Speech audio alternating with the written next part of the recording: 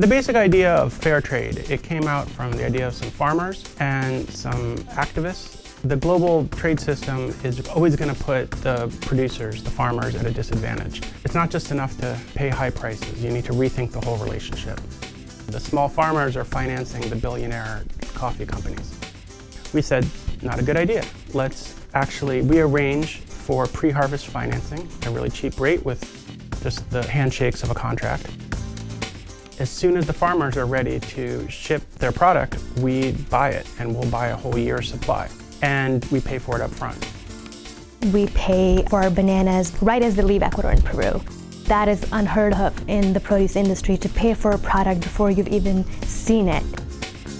A big difference between us and a conventional company is we have long-term partnerships with the farmers. We value them.